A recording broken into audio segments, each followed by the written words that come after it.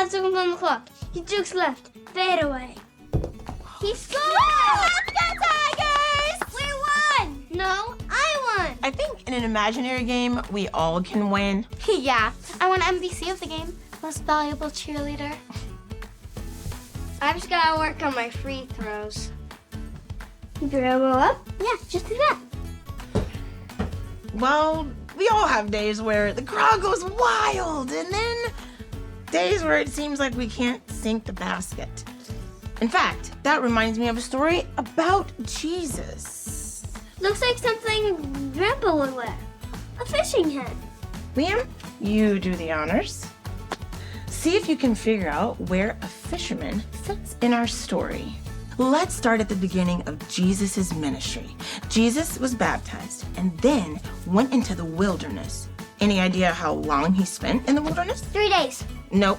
5 days. Not close. A week. No, wait, 2 weeks. Not even close.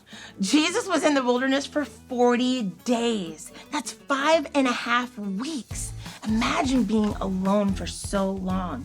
It might feel like Jesus didn't need anyone really to follow him because he could do it all on his own.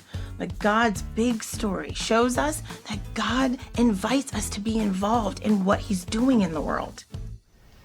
After being in the wilderness, Jesus went out to heal people and teach to share his message.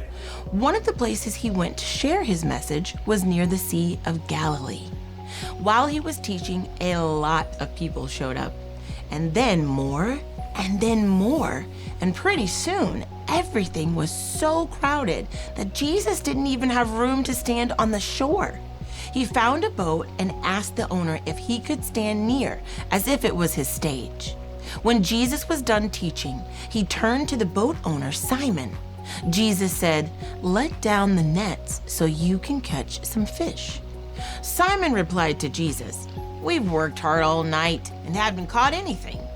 Simon thought it was a waste of time to put his nets in the water, but he decided to try anyway.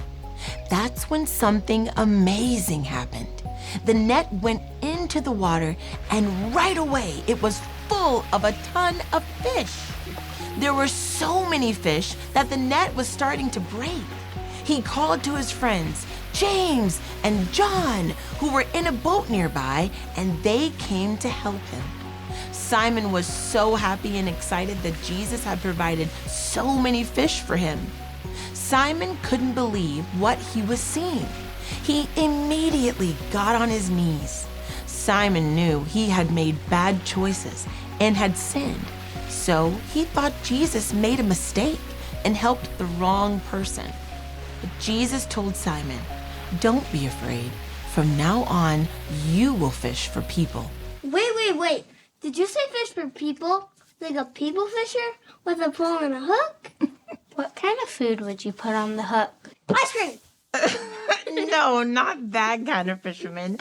Jesus meant we could go out and help people know the love of God. Oh, that makes more sense. From that moment, Simon and his friends left everything to follow Jesus. They became known as Jesus' disciples.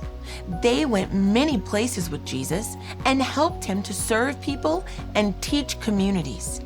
Jesus called more people too. He had 12 disciples who were his closest followers, and many more people followed and learned from him. They're lucky to live when Jesus lived. I wish I could be called by Jesus. God still calls us today. You could be a fisher of people. But what do we need to do? God calls us in different ways. He calls us to be his followers and share his message and love with others. How do you think he might be calling you? You could call me to share my snacks. There's a girl in my class who doesn't have anyone to play with during recess. God could be calling me to invite her to play. God could be calling me to invite the guys on my basketball team to church on Sunday. I love all those ideas. I better start lunch. Oh, Liam, you can keep the hat. Really? Thanks. I hope it helps you to remember that Jesus called the disciples and God calls us.